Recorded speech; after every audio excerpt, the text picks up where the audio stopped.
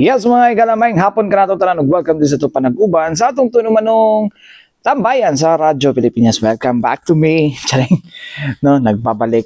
Anyways, mga katambayan, no, kamusta man mo diha mga igala, no, sa tuang palibot, no, unsa bay katikaran karon diha, no. Oh, I hope, no, nabi dito IT season, no, na posibleng ulanon kita, no, 9 times na ulanon ta mga igala bisag unsang oras karon panahon, no. Ito aling ginatawag nga ito nga intertropical convergence zone mga katambayan. Anyways, mga katambayan din dito sa itong hisgutan ano kay katumilabay before ko ni hawa mga igala nakaten ko og kaning kuan no usa ka forum mga igala no kaning Power 101 no gi-organize sa Davao Light and Power Company mga igala. Mao ni siya mga igala no ang kuan no ang tawagan ni mao ni ang ato ang hisgutan karon no kani sitwasyon sa ato ang power demand din sa Davao Region na sumala pa sa ato ang kuno sumala pa sa ato ang Department of Energy may kanang nga dagataas ang ato ang kuan din mga igala demand mga igala no sa kuryente, so which means sumala pa ni kuno ni Sir Mark Christian Maroliano sa Supervising Science Research Specialist sa Department of Energy Power Industry Management Bureau o kaning Power Planning and Development Division on daghanab ba ni ko no ako ang mga Electric Power Industry Management Bureau Power Planning and Development Division no nga kuan siya mga igala no pasabot ani ang indication no nga taas ang ato economic activities na dinhi sa rehiyon mga igala no alang sa ubang detalye mga igala sa akong ginaingon no unsa ni atong paminawon mga igala no si gikan sa DOE no Department of Energy Electric Power Industry Management Bureau Power Planning and Development Division si Sir Mark Christian Maroliano. Paminawon nato yung demand yung sabihin may mga development may mga bago tayong infrastructure sa Davao region like for example condos, airports, industries. So, kailangan po natin ng mapunan yun ng mga capacity or supply. So, meron po tayo what we call itong mga contracted na blue areas, blue area graph that is already contracted up to 2032. So, makikita natin dinitid sa until dulo. But, kailangan paminto ng kailangan mapunan to ng lahat ng distribution utilities sa Davao area. That's why they have pending contracts or also agreements with suppliers or the power plants to meet the demand para meet natin yung demand natin sa Davao area. And also, itong mga additional na plant na so far wala pang contract or pending but still ongoing negotiation na rin with the suppliers. So yung areas po na hindi natin ma-cover dito, ito po yung areas natin na kailangan mapunan ng mga future suppliers natin. Kailangan mapunan ng mga distribution utilities in the Davao region para po ma-meet natin yung target natin, yung demand, yung increase ng demand sa Davao region from 2023 to 2030. Otherwise, shortages, kaya sabi ko nga po, kailangan balance ang supply at sa demand. So, it will have a problem in the power system in Davao if the supply is not enough to meet the demand sa area, sa Davao region. So yun po yung installation dito po sa outlook natin sa for this video, Region 11 for Davao. I'll go to this very suppliers. Ito po yung aspect po natin. Just focusing on 2032. So, we are based po sa submitted DDP po ng mga distribution utilities sa Davao region. So the total demand of the region will reach a demand of a graded demand of 1,000 56 megawatts of demand.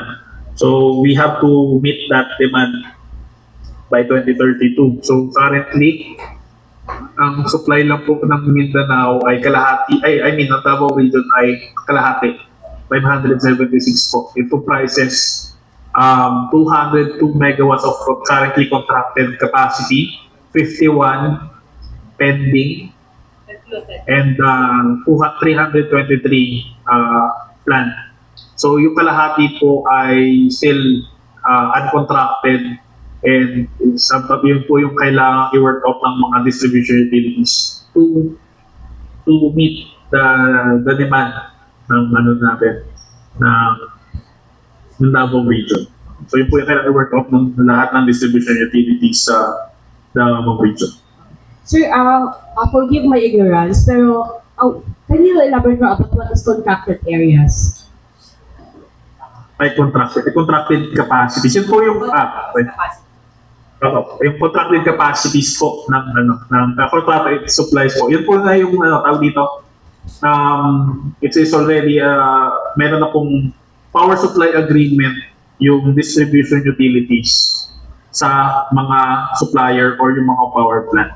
Like for example, si DLPC ay meron na contract kay Thermasouth for 20 years. 20-year agreement po siya. So it's already a done deal na approved na po ito ng ERC, at it's already a provision of 20-year contract, of energy, of capacity, contracted capacity for a 20-year period.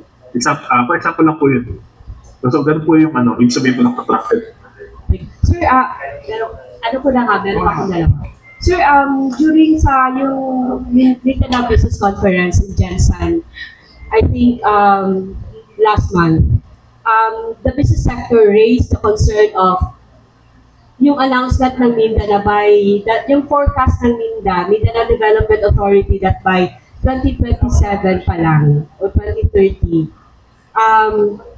we will be losing power and we will go back to ano yung experience natin ba noong 2010, yung power outages. Sir, how will DOE address this? So, ano ba dapat yung strategy para hindi ma-experience ulit yung 2010 power outages? Yeah, thank you for that question. Yeah, 2010 outage in Mindanao is yung yung merely caused by supply insufficiency. Kulang talaga ng supply ang Mindanao that time.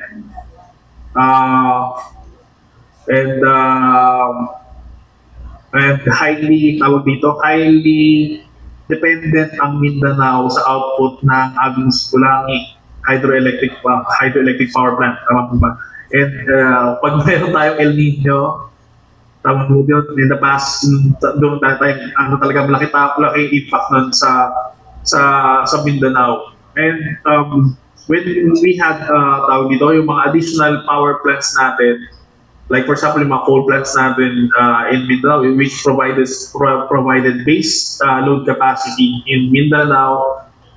Also may mga RE developments din po tayo, RE projects tayo na develop starting 2016. So yun po yung somehow naglayo na sa sitwasyon na may power interruption ang Mindanao to a situation na tawag ito sufficient or more than enough na yung supply ng Mindanao. And yun nga, will this continue for a long time?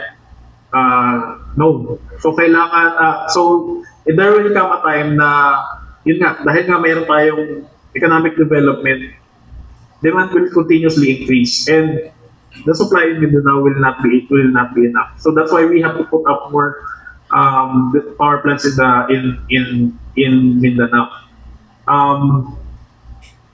The DOE is continuously monitoring naman po yung mga power projects natin. That's yun po yung trabaho namin to issue certificate of endorsements sa mga magtatayo ng power plant sa Pilipinas. And we are really pushing for more development, for future development in Mindanao. Kung current, ngayon siguro oversupply si Mindanao, but in the future kailangan talaga continuously ma-supply yung demand, ma-provide yung kailangan capacity ng Mindanao in the future. Probably, for example, 2028, beyond 2028, kailangan magkulang na doon. So, kailangan may naka-ready na po doon na maitata yung power plant. So, yun po, the Department of Energy is continuously looking for investors, pushing for investors for more power project development sa area. And also, we are pushing for to support that.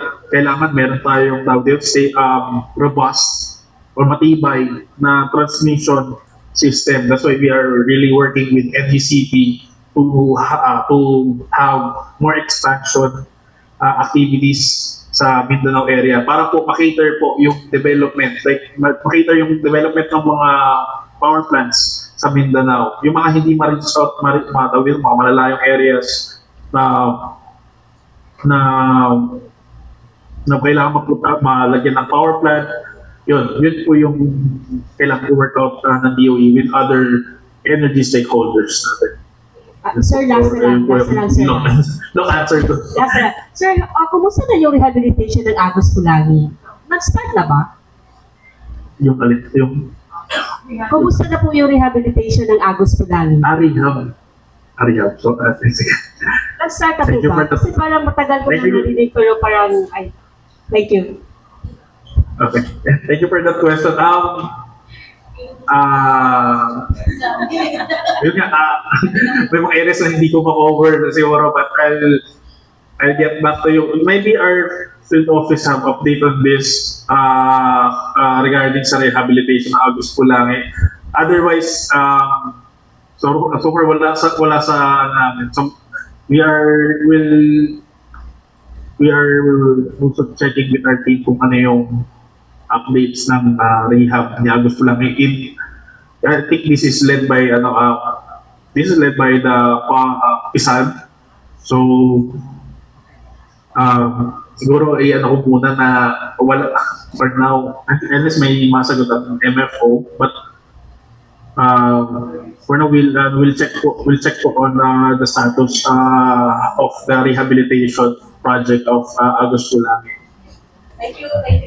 We have the details on that at this point. Okay, thank you, Sir Engineer Mark. We have Mike, kasi may from our Energy Policy Planning Bureau. Go ahead, Mike. Hello, good morning everyone. Just additional input lang dun sa answer ni Sir Mark regarding the strategies ng DOE.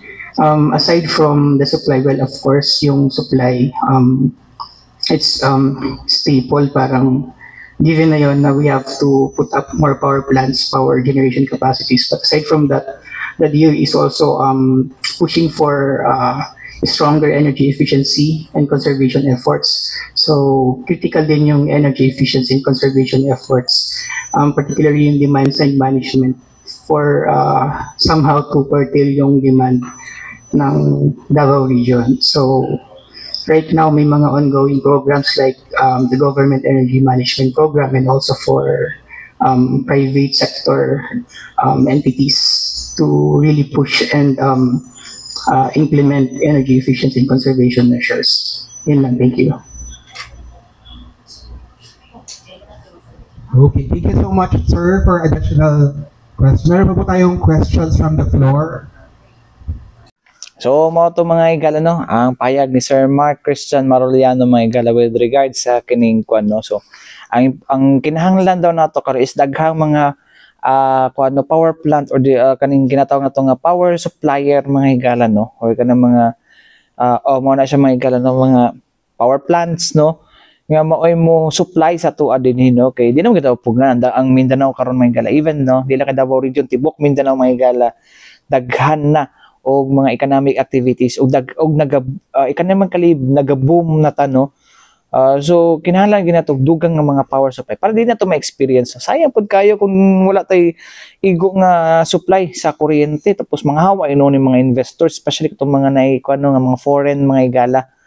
No, itong mga multinational companies nga buot mo patigayon din sa to at tapos wala ra, no. Mo bitaw na dira sa Davao del Norte bitaw, no. Nanay mga move. No, pero ambot ngano naabot diha mga igala sa punto, no. But anyways, dili ta expert diha, no. Para ana isgutan na to. Anyways, mga ka-agree, balik kita ka-agree. Mga katambayan. Mo na ma-exchange pud na ako ng tambayan ug agri usa pa agrikultura. Anyways, mga katambayan, balik kita man sa importante pa inumdum nga to si Bianan.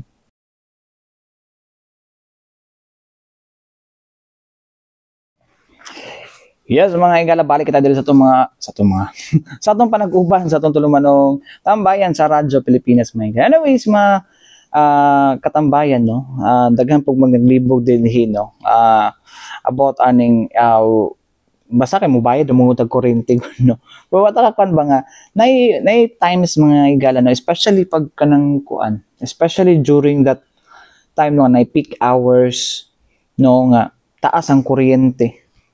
Taas ang demand sa kuryente, gamay lang ang supply. So ang buhaton na sa mga power distribution utility, sa tuwa diri Davao Light, no, is gamay laman sila nga naay kanang mga kontrata sa mga power suppliers mga igala. So kung kwantahay lang kontrata dito silang bilateral contracts is nalang sa 200 megawatt. Tapos natay kwan din tunit ning saka lagkalit, no? Ning saka lagkalit mga butan nato kanting ulian na mga 6 to 7 or 6 to 9 PM. Oh. Okay, ang uban dira napay mga operations sa kanang mga opisina, napay mga kuan, no. Tapos napay mga tao sa balay. So ang buhaton na mukuha sila dito sa kaning ginatawag nato nga wholesale electricity spot market mga igala. So dito sila manguhag dugang, no, kuntay 200 megawatt ang ilahang bilaterals. Ang peak ni saka siya sa kuntay 500 megawatt hour.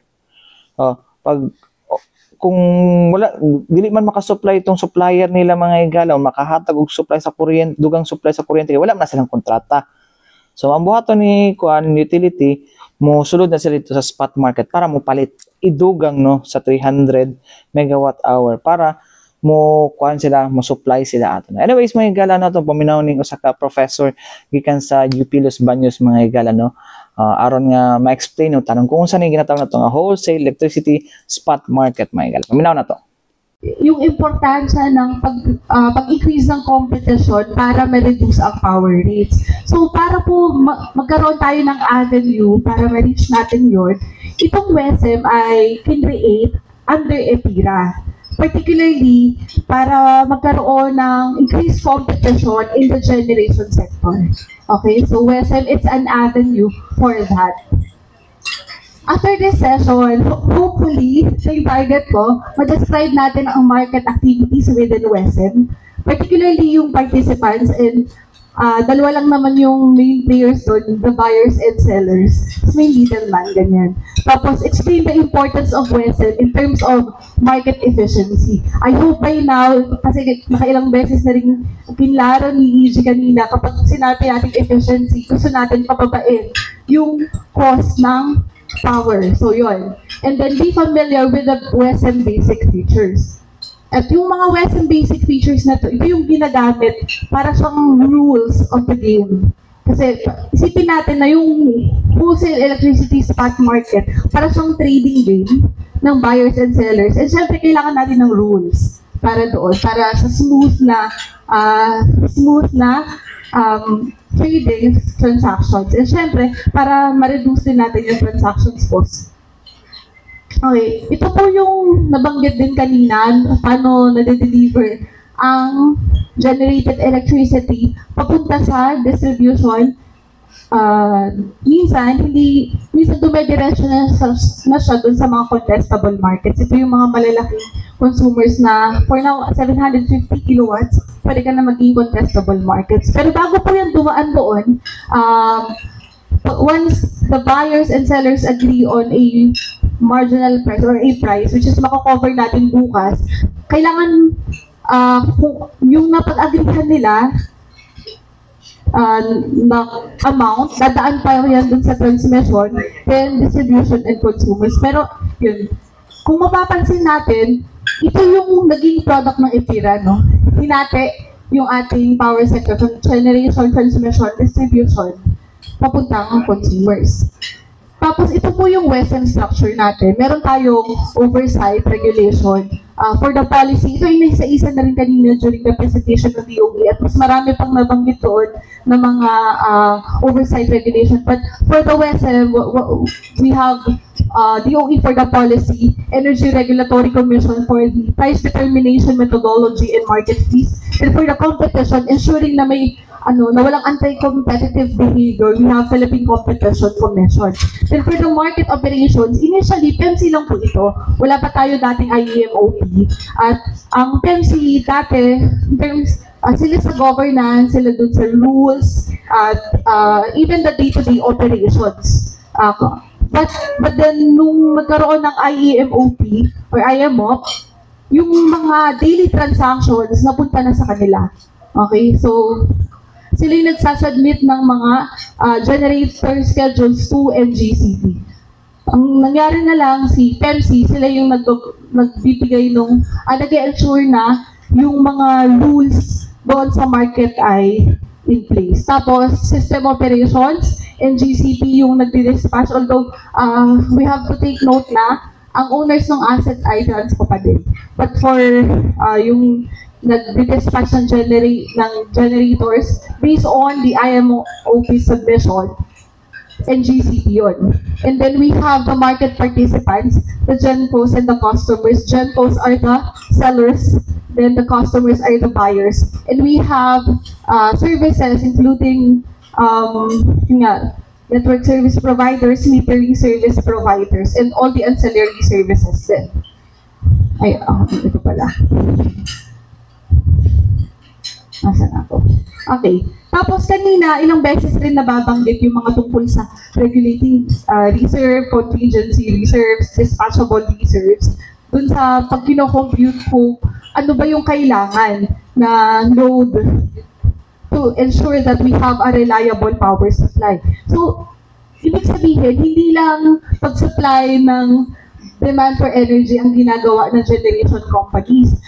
Meron silang backup, to give backup or unscheduled energy supply, tapos ancillary services, and yung bulk ay yung energy supply. So, yung mga backup, ito yung hindi siya na-schedule. Hindi natin alam na merong ganitong peak ng demand, hindi siya na-foreseen. So yun, meron tayong backup or unscheduled energy supply. Tapos ito yung ancillary services na binabanggit kanina during the presentation ng DOE.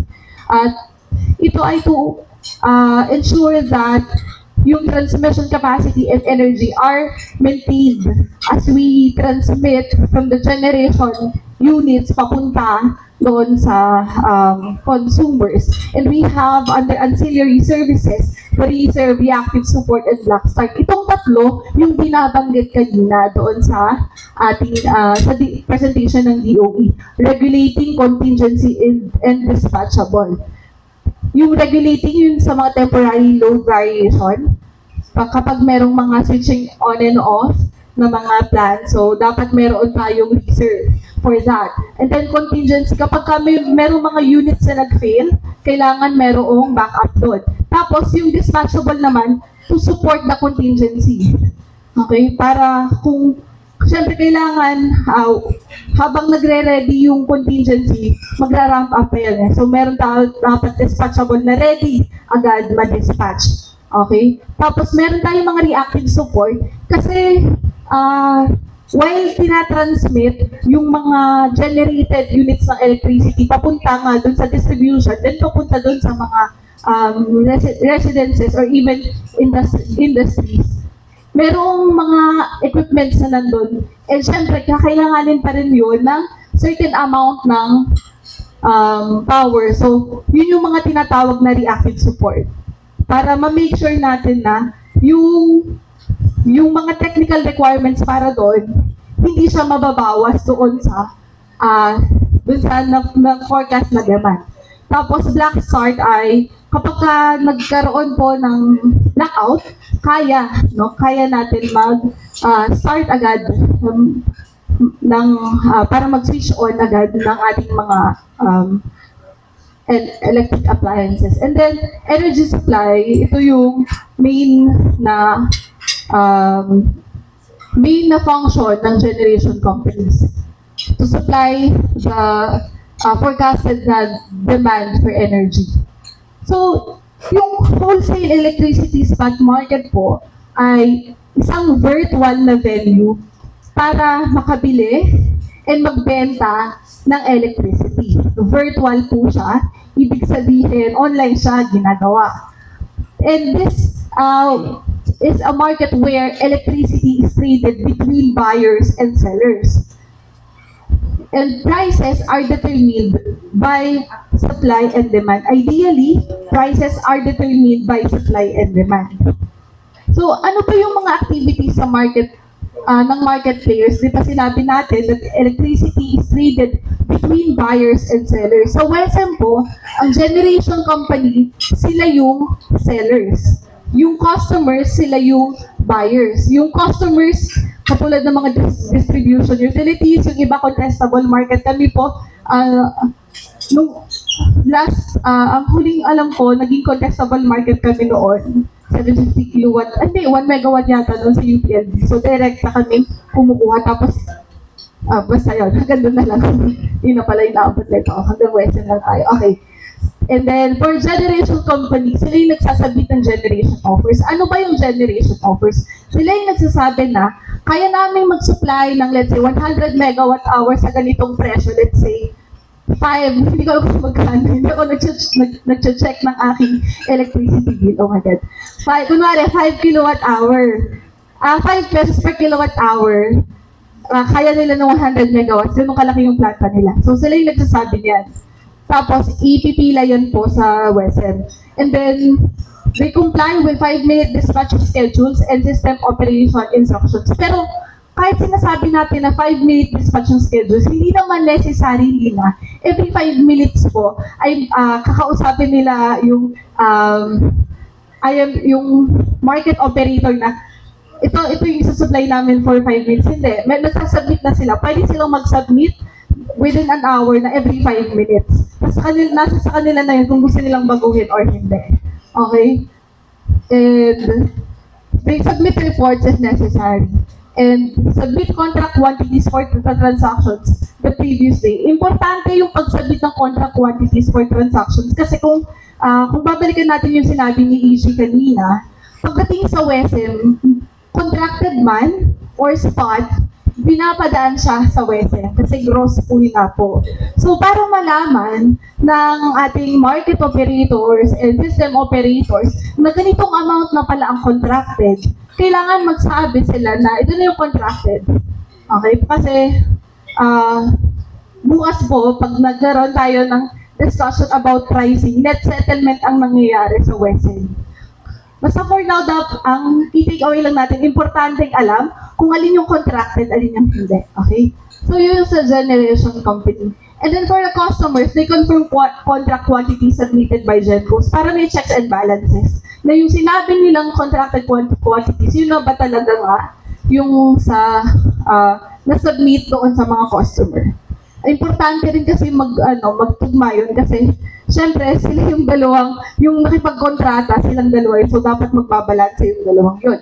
And then, optional po ito, they can submit load forecast and demand bids.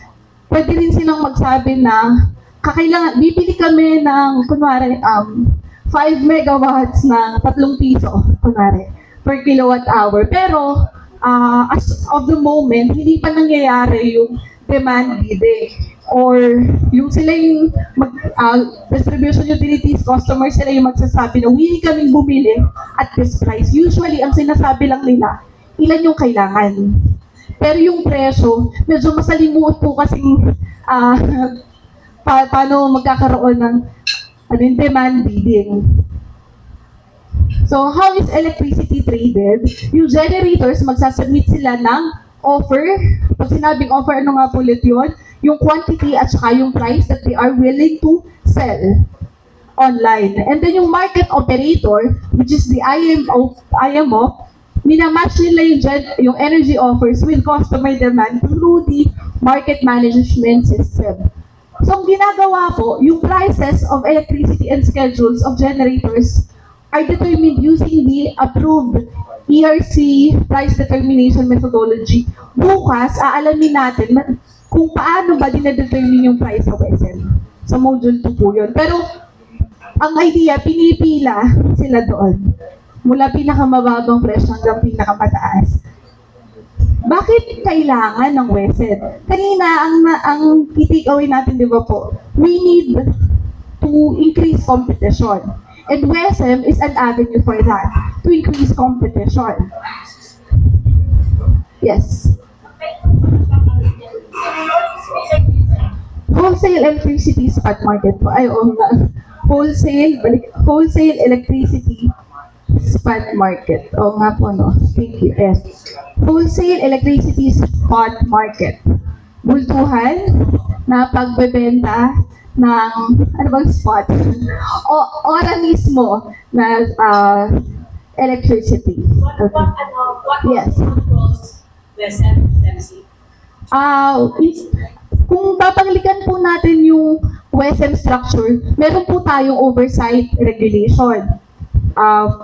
Policy IDOE, pagdating sa price determination methodology and market fees, ERC, and then to ensure na walang anti-competitive behavior, Philippine Competition Commission.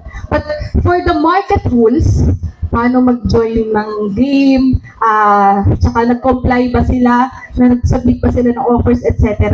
PEMC po yun. Opo. Lahat ba ng generation or lahat ba ng distribution starting to WESM? O pero hindi sumali? Kailangan, gross pool po kasi tayo. Ibig sabihin ng gross pool, lahat dadaan po talaga sa WESM. Pero hindi po lahat magsasubmit ng kanilang presyo kung magkano nila willing bilhin. Sasabihin lang po nila kung ilan ang kailangan. Lahat po yun dadaan sa WESM. Lahat din ba bumibili sa WESM? When we say bumibili, kasi po, kapag, di ba po pag bumibili, ibig sabihin, dapat po anong napag-agrihang presyo, yun yung susunod, kung anong napag-agrihan habang bumibili. Hindi po kasi ganon. Bukas, malalaman natin na net settlement ang pricing dito. So, ibig sabihin, lahat kung ilan, yung pag-determine kung ilan ang bibilhin at ilan ang ibebenta, lahat po yan sa WESM dadaan. Pero yung presyo, hindi po lahat sa WESM dadaan. Last lang. Yes po. For example, sabi nila Mindanao, may excess power. Okay. Ilan ang pwede kunin ng WESM?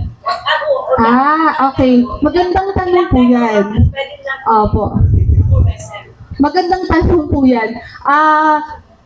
Well, kasi po diba, kung babalikan natin itong how is power delivered to customers, part of it coming from bilateral contracts. Let's say, sige nga po, ano po ba yung electric cooperatives na meron dito? Narinig ko, Daneco, kunwari. Okay, Daneco.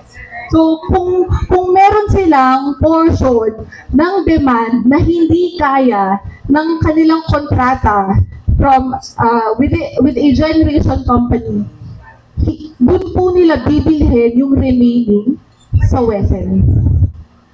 Pero po lahat yon ipipila, bukas po pag nasa net settlement pricing tayo, lahat po yan, whether contracted or hindi, ipipila po yung quantities sa WESM. Pero yung pricing, kapag po kung ano yung napag-agrihan nilang presyo during the contract for a certain kilowatt hour, yun ang masusunod. Pero yung natira, yun lang yung sa WESM. Okay? Pero po, hindi po necessarily mas mahal. Depende po kasi ang WESM, from the word itself, spot market po, di ba? So kung magkano ang naging presyo, ora mismo, nung oras na yun, kung mas mahal siya kaysa sa kontrata, edi magiging mas mahal. Pero kung kasi po mababa yung demand, possibly mas mababa ang spot price. Ganun po yung nangyayari. So, mga katambayan, no? Ay, nako, medyo naglibog ba mo? Ay, dili nakasabton pag kuntahay, no? Ang kuan nato din namoy kasabutan ni kuan, to si Sheila na lang. Namoy kasabutan ni Sheila nga mag-deliver siya og sa to yung mga produkto gani. Kuan niya ang yung produkto sa bato. Siya na yung nakapalo ato. Lima ka kuan tapos naay kalit niabot nga mga daghang customer ni taas ang demand. So gusto nila napulo nga niabot so 15 pero ang ilang kontrata is 5 raman ya mo raman pa kay ma-supply sa supplier. So mangita siya glain no nga mga supplier para mo puno dito sa iyang deliverables. Pag mo kuan ato mangita sila in kuan mo na ang konsepto sa kining wholesale electricity spot market mga higala no. So dili po na siya kanunay mga higala, depende lang pag kumutaas ang demand nga layo sa ilahang gikontrata nga mga kuano katong layo sila mga gikontrata nga mga power producers mga katambayan no. So hopefully nakatabang no. Nakatabang to siya and I hope no mas kuano na to no sa pagsabot sa mga ana mga higala kay usay man gud mga higala pag sa spot market mahal jud mahal night tendency na mahal ang mapalit na kuryente no kay kan mo guna on the spot mo guna okay spot market on the spot man guna siya no but not necessarily pod na permanente po na siya no so sabtan ninyo unsang efficient na paggamit sa kuryente mga mo na punay oras pod na sila no kung pila na sila karon nga labi na peak hours mao gina siya mahal anyways mga tambay mataigong oras sa ngalan sa tibok pwersa sa DXRP Radyo Pilipinas na mga higala ako yun ako Armando Finiquito alang sa tambayan sa Radyo Pilipinas ang salamat og mayong hapon amping kita kanunay mga katambayan.